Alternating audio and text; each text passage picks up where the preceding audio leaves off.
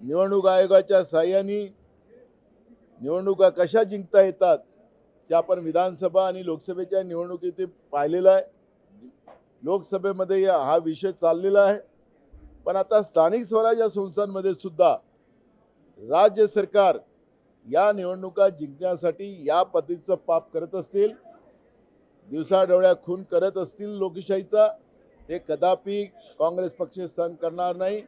हे रस्त्यावरची लढाई विधानसभेतून आता रस्त्यावरची लढाई लढण्याची भूमिका ही काँग्रेस पार्टीची राहणार आहे. लाडकी बहीण योजनेमध्ये आता बहिणींना अपात्र ठरवलं जातं. लाखो बहिणींना अपात्र केलं, म्हणजे निवडणुकांपूर्वी सगळ्या पात्र होते. त्याच्यात कितीतरी हजार हे पुरुष पण होते.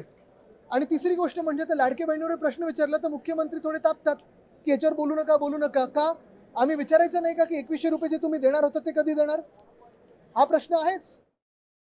राज्याच्या निवडणूक आयोगाच्या विरोधात मी परवाच्या दिवशी त्यांनी निवडणुकीच्या प्रक्रियेमध्ये केलेल्या चुकांमुळे ज्या पद्धतीनं राज्याच्या मतदातांना आणि अनेक उमेदवारांना जी गैरसोय निर्माण झाली आणि जो मनस्ताप झाला,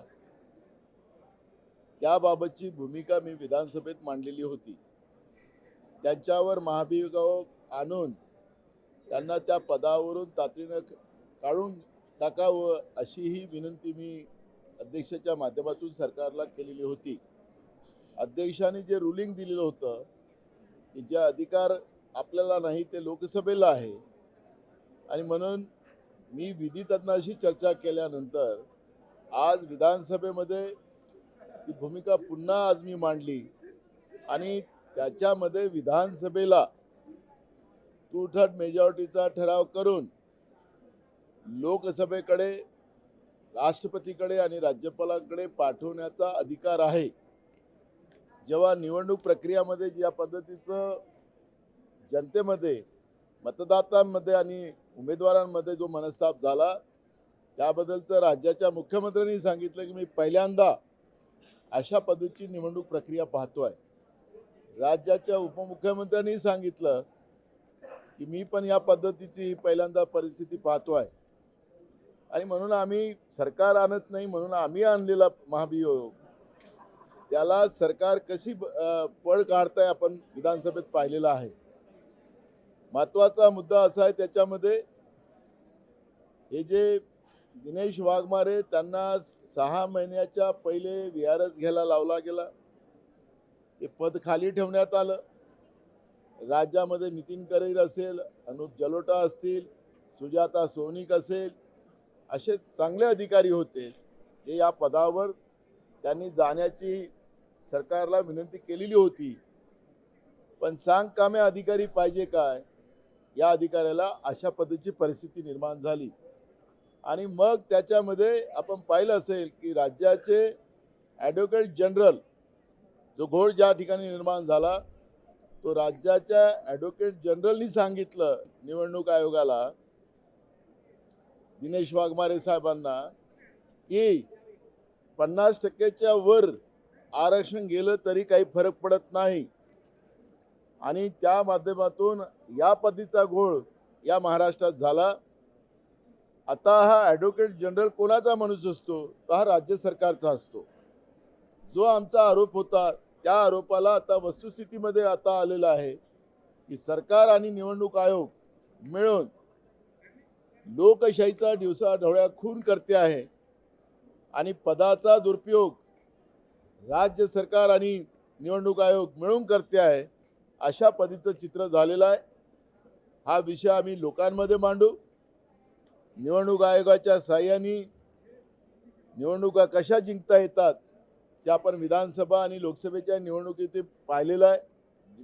लोकसभेमध्ये हा विषय चाललेला आहे, पण आता स्थानिक स्वराज्य संस्थांमध्ये सुद्धा राज्य सरकार या निवडणुका जिंकण्यासाठी या पद्धतीचं पाप करत असतील, दिवसाढवळ्या खून करत असतील लोकशाहीचा, हे कदापि काँग्रेस पक्ष सहन करणार नाही. हे रस्त्यावरची लढाई विधानसभेतून आता रस्त्यावरची लढाई लढण्याची भूमिका ही काँग्रेस पार्टीची राहणार आहे. सरकार, मुख्यमंत्री स्वतः बोलले तुमच्या माध्यमाला उपमुख्यमंत्री स्वतः माध्यमाशी बोलले की पहिल्यांदा आम्ही पाहतो असं, मग सरकार का मागं पडत आहे, सरकार काय भूमिका घेत नाही? सामाजिक न्याय विभागातर्फे काल आमचा जो एक विभाग आहे लीडकॉम यांनी प्राडा हा जो ब्रँड आहे याबरोबर एक ऐतिहासिक करार केला. कोल्हापुरी चप्पल जी महाराष्ट्रामध्ये फेमस आहे, परंतु याचा देशातच नाही तर जगभरामध्ये कसा प्रचार प्रसार होईल आणि ती तिथपर्यंत कशी पोहोचेल यासाठी काल आमचा एक करार झाला प्राडासोबत. या करारामध्ये त्यांनी देशामध्ये तातडीनं 6 आउटलेट हे त्यांचे स्थापित करायचा सुरुवात केलेली आहे आणि फेब्रुवारीमध्ये जगभरामध्ये 26 आउटलेट त्यांचे असणार आहे. Prada made in India inspired bye Kolhapuri चप्पल असा त्याचा तो असणार आहे. 6 आउटलेट त्यांचे ते दिल्ली, महाराष्ट्र सदन, कोल्हापूर, सातारा, हिंगोली आणि दर्यापूरला राहणार आहे. लीडकॉमद्वारे आता सध्याला सुद्धा विक्री होते. उमेद मांड्या ऑनलाईनद्वारे या जे काही कारागीर आहेत या कारागिरांना प्राडामार्फत ट्रेनिंगसाठी बाहेर देशामध्ये घेऊन जाणार आहेत आणि त्यातले जे काही सिलेक्ट लोक होतील त्यांना त्या संस्थेमध्ये अकोमोडेट केले जाणार आहे. म्हणून आनंदाची बाब आहे की जवळपास हजारो युरो त्यांची इन्व्हेस्टमेंट आपल्या भारतामध्ये होते आणि हा जो कारागीर आहे ज्यांनी ही कला जपलेली आहे, कोल्हापुरी चप्पल फक्त आता काही ठिकाणी पाहायला मिळते, परंतु त्याचा आता जे काही प्रमाण वाढणार आहे, मला वाटतं देशभरामध्ये नाही तर जगभरामध्ये आपल्या कोल्हापुरीचं नाव जाईल आणि त्या कामगारांच्या हाताला सुद्धा चांगल्या प्रकारे काम मिळेल. याची सुरुवातच प्राडाने आपल्या कोल्हापूरमधून केलेली आहे. पहिलं त्यांचा जो स्टॉल आहे तो कोल्हापूरपासून सुरू होणार आहे. म्हणून माझ्यासाठी, आमच्या डिपार्टमेंटसाठी अत्यंत महत्त्वाची ही घटना आहे. आमच्या ज्या MD आहेत देश भ्रतार यांनी यासाठी भरपूर प्रयत्न केले. सचिव हर्षदीप कांबळे त्यांनी प्रयत्न केलेत. मला वाटतं एक पॉझिटिव्ह जो सामाजिक न्यायाकडं विभागाकडे पाहण्याचा जो दृष्टिकोन आहे आता निश्चित बदलेल. लीडकॉम ही अशी एक संस्था आमची आहे जी आता मायनसमध्ये नाही. लोन देणे आणि ते डुबणे हा प्रकार नाही, तर लीडकॉम या संस्थेमार्फत पुन्हा त्या सर्व कारागिरांना एक चालना देण्यासाठी मोठं दालन आता ओपन झालेलं आहे. म्हणून आमच्या या डिपार्टमेंटच्या सर्व सदस्यांचं, अधिकाऱ्यांचं मी स्वागत करतो आणि कोल्हापूरकरांचं खास करून जे अनेक वर्ष या व्यवसायामध्ये होते त्यांना आता खऱ्या अर्थानं सन्मान मिळायला सुरुवात होईल असं याद्वारे मी आपल्याला सांगतोय. मुद्दाम या प्राडाची जी काही इन्व्हेस्टमेंट आहे ही दरवर्षी वाढणारी आहे. त्यामुळे सामाजिक न्याय विभाग फक्त छोटंच काम काहीतरी करते किंवा काही दिसून येत नाही अशातला भाग नाही, तर एक मोठ्या म्हणजे एका वेगळ्या विश्वामध्ये आमचं पदार्पण होतंय. प्रामुख्यानं एसटी महामंडळाच्या माध्यमातून जेवढ्या जागा आमच्या आहेत त्या जागांचं आता PPP तत्वावर आम्ही डेव्हलपमेंट करतोय. गुजरातला ज्या पद्धतीनं नरेंद्र मोदीजी हे राज्याचे मुख्यमंत्री होते त्यावेळेस त्यांनी बस डेपो नाही तर बस पोर्ट निर्माण केला होता आणि तशाच पद्धतीनं महाराष्ट्रामध्ये पहिल्या टप्प्यामध्ये 216 बस स्टँड आणि बस डेपो जे आहेत त्याचं आम्ही बस पोर्टमध्ये रूपांतर करणार आहोत. शहरी भागामधलेच सगळे डेपो विकसित करण्याच्या ऐवजी त्या एका शहरी भागातल्या डेपोबरोबर ग्रामीण भागातले 2 डेपो आम्ही विकसित करायला देणार आहोत, जेणेकरून ग्रामीण भागातली डेपो चांगल्या प्रकारे विकसित होऊ शकेल आणि राज्यामध्ये हा महत्त्वपूर्ण प्रकल्प हा माननीय मुख्यमंत्री देवेंद्रजी फडणवीस, उपमुख्यमंत्री आदरणीय अजितदादा पवार आणि आमच्या पक्षाचे मुख्य नेते उपमुख्यमंत्री श्री एकनाथ शिंदे साहेबांच्या माध्यमातून सर्व ठिकाणी राबवत आहोत. निविदा प्रक्रियेला सुरुवात झालेली आहे. पुढल्या 2 महिन्यामध्ये ते अंतिम टप्प्यामध्ये येईलच. पण प्रामुख्यानं राज्यामध्ये परिवहन मंत्री असताना एक महत्त्वपूर्ण निर्णय आम्ही घेतलेला आहे. कालच लक्षवेधी विद्यार्थी वाहतूक करत असलेल्या बसेस किंवा विद्यार्थी वाहतूक करत असलेल्या ज्या काही गाड्या आहेत त्यामध्ये अपघाताची मालिका सातत्यानं होत आहे. गेल्या अनेक वर्षापासून आपल्याला ही कल्पना आहे की राज्यामध्ये रोड ॲक्सिडेंटचं प्रमाण हे मोठ्या प्रमाणात झालेलं आहे. याचं कारण आम्हाला कळलं की 40% जे पादचारी असतात ते अपघातामध्ये बळी पडतात. टू व्हीलरवाले जे असतात ते सुद्धा अपघातामध्ये बळी पडतात. अशी त्यांची संख्या फार मोठ्या प्रमाणात आहे. 60% तर बळी पडणाऱ्यांची संख्या ही रस्त्यावरून ट्रॅफिकच्या माध्यमातून किंवा क्रॉसिंगच्या माध्यमातून जे लोक ट्रॅफिकच्या ज्या सूचना असतात त्याचं अवलोकन न करत असल्यामुळे मृत्युमुखी पडत असल्याच्या गोष्टी आमच्या निदर्शनास आलेल्या आहे. परिवहन खात्याने काल महत्त्वपूर्ण बैठक घेतली. परिवहन खात्याचे आमचे सगळे अधिकारी त्याला उपस्थित होते. आम्ही असा निर्णय घेतला की राज्यामध्ये ज्या ज्या ठिकाणी RTOची कार्यालय आहे त्या RTOच्या कार्यालयामध्ये जर मोकळी जागा असेल किमान 1 एकर तर त्या जागेवर ट्रॅफिक गार्डन करायचं किंवा जर ज्या ठिकाणी RTOकडे जागा उपलब्ध नसेल तर त्या ठिकाणी महापालिकेच्या माध्यमातून, नगर परिषदेच्या माध्यमातून किंवा जिल्हाधिकाऱ्यांच्या सहकार्यानं किमान 1 एकरचा भूखंड हा RTOच्या ताब्यामध्ये त्यांनी द्यावा. त्याची निगा व देखभाल ही RTO डिपार्टमेंट करेल. राज्य शासनाच्या व केंद्र शासनाच्या रोड सेफ्टीचं जे फंड आमच्याकडे भरपूर मोठ्या प्रमाणात उपलब्ध होतं आहे त्यातून तो खर्च करेल. किमान एका ट्रॅफिक गार्डनसाठी 1 कोटी रुपये आम्ही खर्च करू. पण राज्यामध्ये 60 ठिकाणी आम्ही ट्रॅफिक गार्डनची निर्मिती करणार आहोत आणि ट्रॅफिक गार्डनमध्ये दर आठवड्यातून 1 दिवस हा RTOचा अधिकारी त्या ठिकाणी जाईल. शालेय विद्यार्थी, महाविद्यालयीन विद्यार्थी आणि सर्वसामान्य लोक म्हणजे विद्यार्थ्यांचे पालक सुद्धा त्या ठिकाणी येतील आणि ट्रॅफिकच्या समस्या किंवा ट्रॅफिकच्या सूचना ज्या आहेत त्याचं ते अवलोकन करतील, त्याचं मार्गदर्शन करतील, विद्यार्थ्यांना त्याचं महत्त्व पटवून देतील, जेणेकरून भविष्यामध्ये ह्या ट्रॅफिकच्या गार्डनच्या माध्यमातून अपघातांची मालिका जी आहे ती कमी होईल. 1995ला पेसा कायदा महाराष्ट्रात सुरू झाला आणि त्याची अंमलबजावणी 2014 पासून सुरू झाली. परंतु अजूनही त्या पेसाची जी भरती आहे तर ती होत नाहीये. मागच्या वेळेला आदरणीय जिरवाळ साहेब, आमच्या दादा, आम्ही सगळेजण होतो आणि एक मंत्रालयात 2024च्या जून जुलै महिन्यामध्ये आम्ही आंदोलन केलं होतं. त्यानंतर 9 संवर्गाच्या कॉन्ट्रॅक्ट बेसिसवरती भरती झाली. परंतु आता कोर्टानं निर्णय दिलाय की 50-50 आणि 25 म्हणजे ज्या ठिकाणी 100% आदिवासी आहे तिथं 50% भरा, पेसा भरती करा. जिथं 50% आहेत तिथं 50-25% आहे तिथं 50% भरती करा आणि 25%पेक्षा कमी आहे तिथं 25% पेसा क्षेत्रामध्ये नोकर भरती करा. एकूण 9 संवर्गाची कॉन्ट्रॅक्ट बेसिसवरती भरती झाली पण अजून 8 संवर्ग म्हणजे 17 संवर्गाची भरती पूर्णत्वाला जात नाही. तर आमची ह्या निमित्तानं मागणी आहे की सरकारनं जर कोर्टानं निर्णय दिलाय तर GAD विभाग कशाची वाट पाहतोय. मुख्यमंत्री महोदयांनी लवकर आदेश देऊन या 17 संवर्ग पदाच्या भरतीला मान्यता द्यावी, भरती करावी आणि त्या सर्वांना कायम करावं. आणि जे आधीचे 9 संवर्गाचे भरले गेलेत कॉन्ट्रॅक्ट बेसिसवरती तर आता त्यांचा 1 दिवसाचा खंड धरायचा नाही असं मुख्यमंत्री महोदयांनी शब्द दिला होता. आता तो खंड धरू नये आणि त्यांची जी गेल्या वर्षी आपण त्यांना कॉन्ट्रॅक्ट बेसिसवर केलं तर त्यांना कायम करून घ्यावं ही आमची मागणी आहे. यासाठी अधिसंख्य पदाच्या भरतीसाठी आमच्या दादा पाडवी यांनी त्यांचा प्रश्नोत्तराच्या तासाला प्रश्न उपस्थित केला होता. त्याला उत्तरही आलं. अधिसंख्य पदाची त्यांनी 12,500 भरती व्हायची तर ती पण भरती मार्गी लवकरात लवकर लागेल. आणि आता माझी लक्षवेधी कदाचित उद्याच्या या सत्रामध्ये असणार आहे आणि त्या लक्षवेधीच्या माध्यमातूनही आम्ही सरकारचं लक्ष वेधतोय. पण आता तुम्हाला माहीत असेल की अधिवेशनाचे दिवस कमी आहेत आणि किती लक्षवेधी लागतील किती लागणार नाही हे सांगता येत नाही आणि कदाचित उद्याच्या सत्रात लक्षवेधी येते का नाही.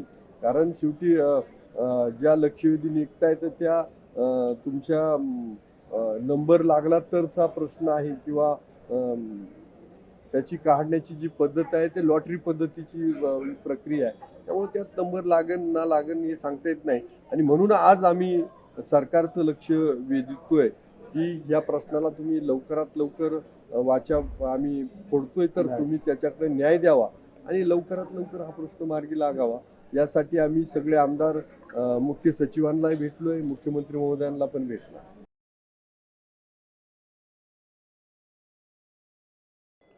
आज देश में एक फैशन हो गया है कि किसी के धर्म के खिलाफ, किसी बड़े धार्मिक नेता के खिलाफ, धार्मिक लीडर के खिलाफ, जैसे रसूलुल्लाह सल्लल्लाहु अलैहि वसल्लम के खिलाफ, कुरान के खिलाफ, शरीयत के खिलाफ या किसी भी धर्म के खिलाफ ये लोग सोशल मीडिया पे अपनी ओछी राजनीति के लिए लोग डाल करके आपस में नफरत फैला रहे हैं, और उसकी वजह से लोग जब आंदोलन करते हैं, सड़क पर उतरते हैं, तो पुलिस की गोली चलती है, सैकड़ों लोग पकड़े जाते हैं, जेल होती है, देश की प्रॉपर्टी बर्बाद होती है। तो हमने एक प्राइवेट मेमो भी डाली है कि ऐसे लोग जो इस तरह के धर्म के खिलाफ बोलते हैं, धार्मिक उन्माद फैलाते हैं, उनको कम से कम 10 साल की सज़ा होना चाहिए, और उनको जो है तुरंत बेल मिल जाती है आज के कानून के हिसाब से, और इससे लॉ एंड ऑर्डर देश का बर्बाद होता जा रहा है। ये मेरी गारंटी है कि अगर ऐसा कानून बन जाए कि कोई भी इस तरह की बात बोलेगा तो 10 साल सज़ा होगी, तो मैं समझता हूँ कि कम से कम 70 से 75% जो है लॉ एंड ऑर्डर सुधर सकता है। तो ये बिल हम ला रहे हैं। हमारी जनता से, अब तमाम आमदारों से निवेदन है कि उसको सपोर्ट करो, और महाराष्ट्र में कम से कम आपसी जो भेदभाव जो धर्म के नाम पर लढाया जा रहा है वो खत्म हो सके। भाजपच्या मंत्री महोदयांनी हे बिल आता मंजूर केलेले आहे पणन मंत्र्यांनी, आणि भाजपचे मुख्य प्रतोद आहेत रणजितजी सावरकर यांनी याच्यातनं एक पॅराग्राफ वगळायला सांगितलेला आहे। तो पॅराग्राफ असा आहे 5.1 ब, त्याच्यामध्ये 6 नंबरचा आकडा आहे। ज्या महसूल विभागात राष्ट्रीय महत्त्वाचा बाजार स्थित असेल त्या विभागातील 4 शेतकरी, त्यापैकी 2 शेतकरी बाजार समितीच्या क्षेत्रातील असतील, आणि त्यानंतर सगळ्यात महत्त्वाचा मुद्दा आहे त्यापैकी 1 महिला असेल, 1 अनुसूचित जाती किंवा जमातीचा असेल, 1 मागासवर्गीय किंवा भटक्या विमुक्त जातीचा असेल। तर या सरकारने भाजपच्या महिला, अनुसूचित जाती, जमाती आणि ओबीसी आणि भटक्या विमुक्त जाती याच्यातल्या संचालकांना घेऊ नये असं बिल पास केलेलं आहे, आणि ह्या बिलाला जे काही समर्थन दिलेलं आहे ते भाजपचे मुख्य प्रतोद रणजित सावरकर यांनी केलेलं आहे। मी खूप विरोध केला, मी सभात्याग करून बाहेर आलो, कारण हा महत्त्वाचा मुद्दा आहे। हे सरकार हे पूर्णपणे भाजपचं सरकार हे जातीयवादी आहे। यांनी महिला, अनुसूचित जाती, जमाती आणि इतर मागासवर्गीय आणि भटक्या विमुक्त जाती यांना संचालक म्हणून घेता येणार नाही असं या बिलामध्ये मंजूर केलेलं आहे। याचा मी भाजप सरकारचा धिक्कार करतो। मी 10 मिनिटं आत ओरडत होतो की माझा यावरती आक्षेप आहे, तरी जोरावरती आपल्या संख्याबळाच्या जोरावरती त्यांनी हा विषय घेतला। त्यामुळे शेवटी आम्हाला आपल्या माध्यमातून सरकारचा हा विरोध करायचा आहे, कारण हे भाजपचे प्रतोद आहेत, त्यांनी हे वगळायला लावलं आणि मंत्री महोदयांनी ते मंजूर केलं। हे अतिशय धक्कादायक आहे। म्हणजे हे सरकार पूर्णपणे जातीयवादी आहे आणि त्यांनी हे सगळं वगळायला लावलं, याचा आम्ही धिक्कार करतो। आपल्याला सर्वांना माहिती आहे की हिवाळी अधिवेशन हे नागपूरमध्ये पार पडत आहे। आपण विदर्भामध्ये आहोत, आणि मुख्य गोष्ट हीच आहे की ह्या अधिवेशनातून नक्की विदर्भाला असेल, मराठवाड्याला असेल किंवा आपल्या सर्व शेतकऱ्यांना असेल काय मिळालं सरकारकडून, हा एक प्रश्न सगळ्यांनाच पडलेला आहे।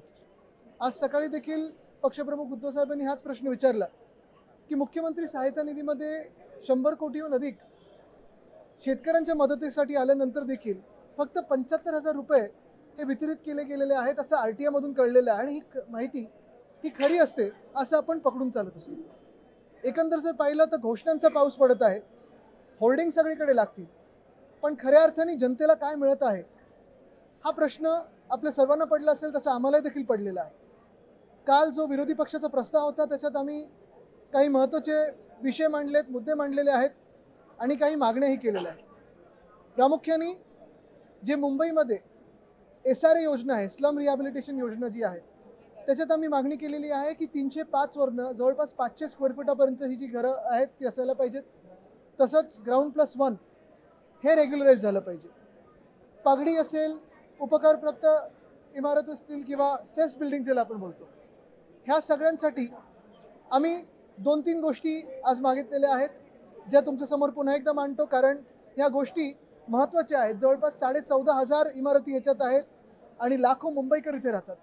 पहिली गोष्ट म्हणजे जो कॉम्पिटंट अथॉरिटी, सक्षम प्राधिकरण, हा जो विषय आहे तो विषय तातडीने कोर्टात असेल किंवा इतर मार्गाने असेल ह्या सरकारने सोडवणं गरजेचं आहे, जेणेकरून ज्या ज्या बिल्डिंगना NOC मिळाली आहे पुनर्विकासासाठी आणि आता अडलेल्या आहेत स्थगितीमुळे, तो मार्ग पुन्हा एकदा सुरू होईल, मोकळा होईल। दुसरी म्हणजे गोष्ट ही सगळ्यात महत्त्वाची आहे की जिथे जिथे ह्या इमारती मोडकळीस आल्या नसतील पण तिकडच्या स्थानिक लोकांना, तिकडच्या रहिवाशांना पुनर्विकास पाहिजे, तर कुठेही मोडकळीस आल्याची बाब लक्षात न घेता त्यांनी सरळपणे एक ट्रिगर नेमावा। 1965च्या बिल्डिंग असतील किंवा 1970च्या बिल्डिंग असतील जे काही, मग तुम्ही 30 वर्ष पकडा, 60 वर्ष पकडा, जे काही तुम्हाला वाटतं, पण बिना मोडकळीस आल्या बिल्डिंगांना देखील आपण सर्वसाधारणपणे त्यांना पुनर्विकासाचा मार्ग मोकळा करून दिला पाहिजे. तिसरी गोष्ट म्हणजे पोलीस हाऊसिंग हा फार महत्त्वाचा विषय. आज मी ऐकलं की आता मुख्यमंत्र्यांनी समिती गठीत केलेली आहे, पण कुठेही आपण फसलो गेलो नाही पाहिजे, कारण मागच्या सरकारमध्ये देखील अशीच समिती गठीत झाली होती आणि 8 दिवसात निर्णय देतील निवडणुकापूर्वी असं सांगितलं होतं, पण सगळीकडे फसवलं जात आहे. एकंदर पोलीस हाऊसिंग हा इन सर्व्हिस पोलीस आणि रिटायर्ड पोलीस ह्या दोघांसाठी विषय फार महत्त्वाचा आहे आणि त्यांना मुंबईतल्या मुंबईतच घरं आणि ज्या ज्या शहरांमध्ये ते राहत असतील किंवा मागणी असेल अशी घरं त्यांना मिळाली पाहिजे. बीडीडी चाळींबद्दल विषय तर आम्ही मांडलेलाच आहे, कारण बीडीची चाळी जिथे आपण पाहतोय लॉटरीमध्ये कोणीतरी ते राजकारण करू पाहत आहे. ते राजकारण तिथे थांबलं पाहिजे. रेंट आहे ते 40,000 पर्यंत झालं पाहिजे. अशा अनेक गोष्टी आम्ही मांडलेल्या आहेत. पण त्याच पलीकडे जर आपण पाहिलं तर काल नगरविकास खात्याच्या मंत्र्यांनी ज्या घोषणा केल्या, घोषणांचा पाऊस पडलेला आहे, त्या घोषणांमध्ये ओसी बिल्डिंग्स म्हणजे ज्या ओसी प्राप्त बिल्डिंग्स नाही आहेत त्यांच्याबद्दल एक महत्त्वाची घोषणा केली की आता आम्ही जे काही जास्तीचे कर लागतात वगैरे ते सगळे माफ करू. ठीक आहे, हा जनतेला फायदा कदाचित होऊ शकतो, पण दुसरी बाजू ह्याच्यातून ही, आम्ही विरोध नाही करत स्कीमला, पण जो बिल्डरांना तुम्ही पेनल्टी लावणार होता, दंडात्मक कारवाई होणार होती, नगरविकास खात्याच्या मंत्र्यांनी सांगावे की तिथे सेटिंग होऊन बिल्डरांना तुम्ही माफ करताय की जनतेला खरोखर माफ करताय. बिल्डरांवरचा जो दंड आहे तो माफ करताय का, हा देखील प्रश्न, याचं उत्तर त्यांनी देणं गरजेचं आहे. खरोखर बघा, परिस्थिती हीच आहे की एका बाजूला जंगल कापतात, दुसऱ्या बाजूला बिबटे जेव्हा शहरात येतो तेव्हा आमच्या सगळ्या आमदारांचे थोडे विषय ज्वलंत होतात इथे, कारण भाजप सरकार जंगल कापतं म्हणजे बिबट्यांचे घरं कापते आणि बिबटे आपल्या घरात आल्यानंतर आपण अर्थात बोलायला गरजेचं असतं, पण वरचा हाऊस 2 वेळा तहकूब झालं कारण मंत्रीच नाही. काल पण आम्ही जेव्हा विरोधी पक्षाचा प्रस्ताव मांडत होतो समोर कोणीच नव्हतं. आणि खरी गोष्ट ही आहे की जरी एकनाथ शिंदेनी सांगितलं असेल की त्यांच्या मंत्र्यांनी बसायचं, स्वतःचं काय, स्वतः तिथे असताना त्यांनी खाती वाटप नुसतं उत्तर देण्यापुरतं, दुसरं म्हणजे प्रश्न घेता येत नाही, उत्तरं देता येत नाही, समोर जे कोण प्रश्न विचारतात त्यांना समोर तोंडावर तोंड म्हणजे तोंडी काही उत्तर देऊ शकत नाही, डोळ्यात डोळे घालून बोलू शकत नाही. मग तुमची तयारी नसेल मंत्री बनायची तर का मग त्या पदावर तुम्ही बसलेला आहात? आणि इतरांना जेव्हा तुम्ही सांगता तुमच्या मंत्र्यांना की तुम्ही तिथे बसा, स्वतःच्या खात्याची तर उत्तरं द्यायला तुम्ही तयार राहा. लाडकी बहीण योजनेमध्ये आता बहिणींना अपात्र ठरवलं जातं, लाखो बहिणींना अपात्र केलं, म्हणजे निवडणुकांपूर्वी सगळ्या पात्र होत्या, त्याच्यात कितीतरी हजार हे पुरुष पण होते. आणि तिसरी गोष्ट म्हणजे त्या लाडकी बहिणीवर प्रश्न विचारला तर मुख्यमंत्री थोडे तापतात की याच्यावर बोलू नका. का आम्ही विचारायचं नाही का की 2100 रुपये जे तुम्ही देणार होता ते कधी देणार? हा प्रश्न आहेच. मी मध्यंतरी एक ट्विट केलं होतं, नाशिकमधले एक बिल्डर महोदय आहेत, भाजपच्या खूप जवळचे आहेत, त्यांचं नाशिकवर किती प्रेम आहे मला माहित नाही, पण ते मुख्यमंत्र्यांसमोर बसलेले आहेत आणि त्यांनी AI ला डायरेक्ट ग्रीन झोन बरोबर जोडलेलं आहे आणि त्यांनी त्याच्यात एक त्यांना उपाय दिला की तुम्हाला अत्याधुनिक आणि असं काही टेक्नॉलॉजी युक्त सगळं हे कुंभमेळा करायचं असेल तर तपोवनच्या जागी साधुग्राम बनवा, साधुग्रामला ग्रीन झोनमधून रेसिडेन्शियल झोनमध्ये आणा आणि तो TDR तुम्ही बाजूला वापरू शकता. माईसचं टेंडर कोणी काढलं तर ह्याच सरकारने काढलं होतं, म्हणजे साधूंच्या नावापोटी किंवा त्यांच्या पडद्याआड तुम्ही तिथे धंदा करू इच्छित आहे, तुमच्या बिल्डरांना ही जागा द्यायची आहे. हे बिल्डर कोण आहेत आणि त्यांच्या फेसबुकवर अजून तो व्हिडिओ आहे का बघा.